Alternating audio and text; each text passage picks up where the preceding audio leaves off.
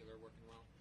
Been putting well. I feel pretty comfortable on these greens. Obviously, grew up not too far from here, so this is the stuff I grew up putting on, and I've had a good feel for the speed. And off the tee, I haven't put myself in too many bad spots, so I've been able to, maximize my opportunities to make birdies.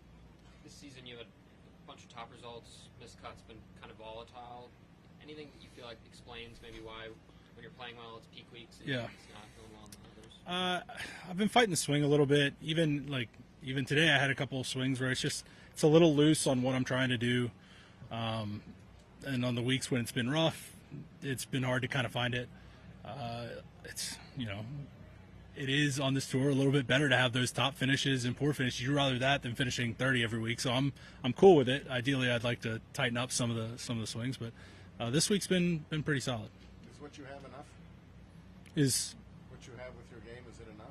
To win? Yeah. Yes, absolutely. I keep putting myself in position, especially lately.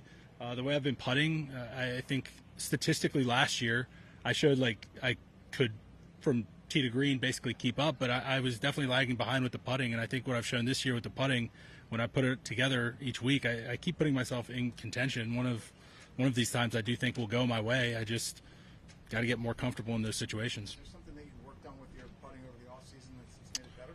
Yeah, I did just testing. Basically, I got a new putter. I changed basically the flange of the putter, the neck of the putter. I've gone to a little bit different mold. I went from a plumber's neck to a slant neck, and that, to get technical, basically I was over rotating the face through. I was basically pulling every putt, and I was just adjusting for that.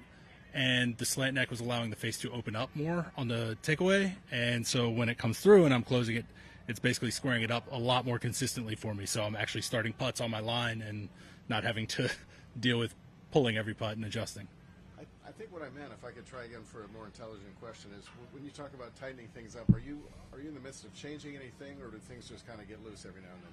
No, that's what I meant by things did get loose. I would say Houston was where it really kind of, I don't want to say like rock bottom, like I've definitely hit worse than that, but that was really where it kind of bottomed out. I was really struggling with some things. Got with my coach. He actually came out to Valero, and we got some things together. I wouldn't say Valero is perfect. I managed my game really well that week. There were still a few hiccups with the irons, but it's coming along. It's not perfect. It's never going to be perfect. It's golf, but it's just something I've been working on, and I can hit the ball well enough to play here. I just got to be conscious of what I'm doing and trust what I'm doing when I'm going into shots. Well, since you brought the word up, from the time you left college, what was rock bottom? Have you had one of those rock bottom moments? My worst ball striking was definitely out of COVID. I probably missed. I won a Korn Ferry event right before COVID. The one in Florida. Right, and then we came out, and I think I missed 12 of 14 cuts from that summer on through that year. I was fighting my swing bad. I had to put a lot of work in that off season to kind of figure things, back out. I would say that was about as frustrated as I've been with my swing in the past. Frustrating is a nice word for rock bottom. Yeah. All good? All right, thank you, Andrew. Appreciate it.